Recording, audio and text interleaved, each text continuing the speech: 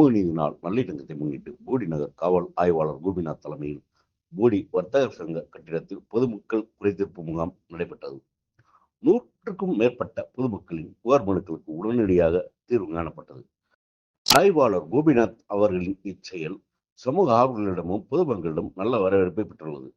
முகாமில் கலந்து கொண்டவர்கள் தங்களது புகார் மனுவிற்கு உடனடியாக தீர்வு காணப்பட்டதால் மிகவும் மகிழ்ச்சி அடைந்து காவல் ஆய்வாளருக்கும் காவல்துறையினருக்கும் தங்களது நன்றினை தெரிவித்துக் கொண்டுள்ளனர்.